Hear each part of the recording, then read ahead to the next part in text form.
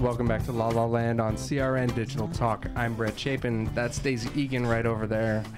We're talking with the lovely and talented Judy Norton from the Waltons and Last Chance Ranch. If you have any questions for Judy, give us a call at 1-800-336-2225. That's 1-800-336-2225. Now what do we do?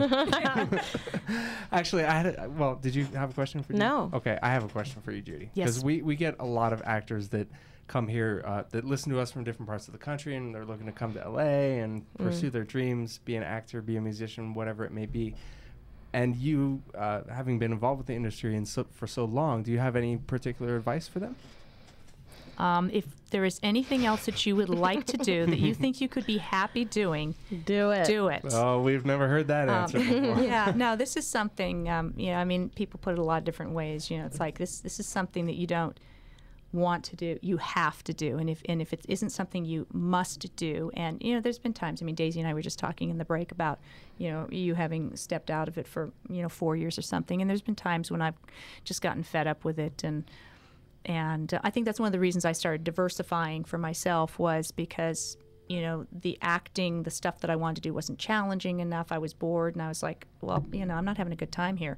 So maybe I should do something else. And I explored other things. And then what ultimately worked for me was diversifying within what I love to do. So getting more into the singing, the writing, the directing, and things like that gave me other opportunities, whether, and doing more theater than, moving between television and film.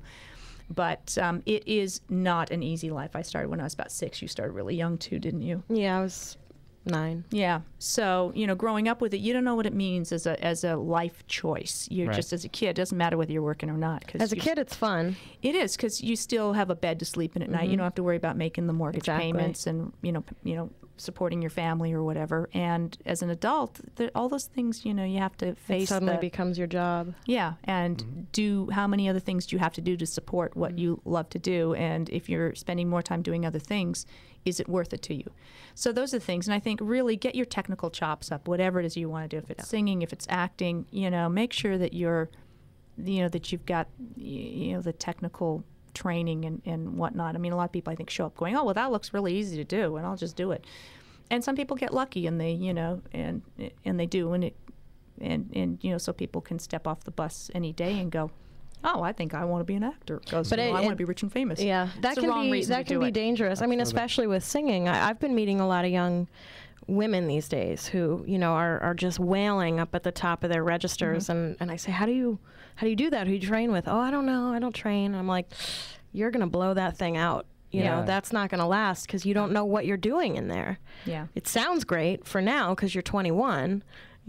But 8 shows a week, not going to happen. Or touring, when you put that kind of vocal strain on, it blows out fast. So yeah, definitely. You gotta be so careful. Yeah, but if you absolutely must do it, then networking, meeting everybody you can, and pursuing every avenue, and maintaining your own personal integrity, I think, is a huge piece of it. Don't know what your lines are, that you will not cross, and no matter what, don't compromise on stuff like that, because you'll find yourself going, ooh, I sold out, I mean, everybody has their different points about, what they consider selling out, but just know what yours are.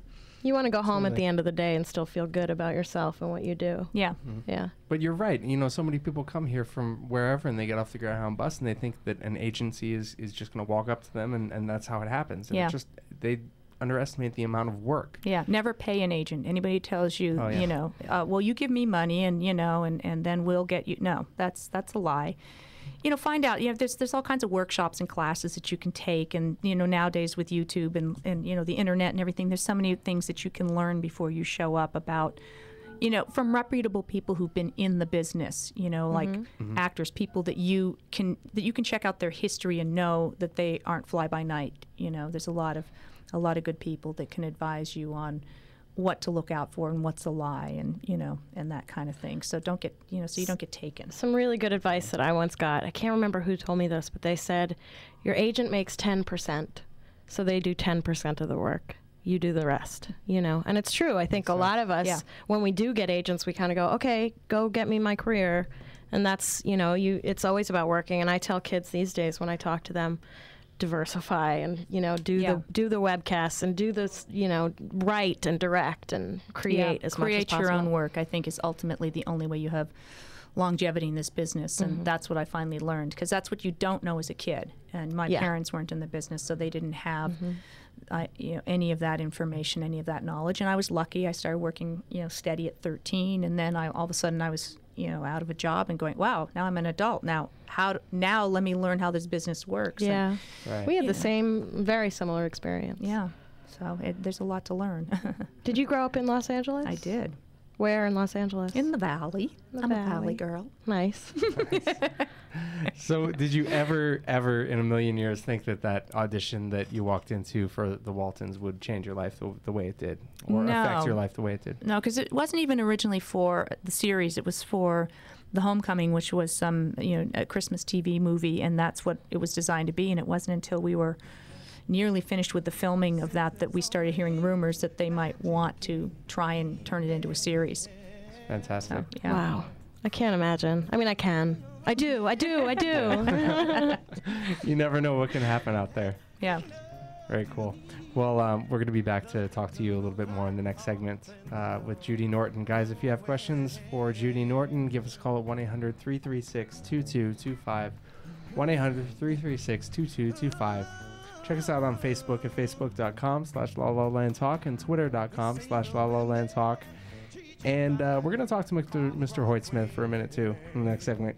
So we'll be back on. Also, I might answer some of your fan questions in the next segment. On CRN Digital Talk. Folks,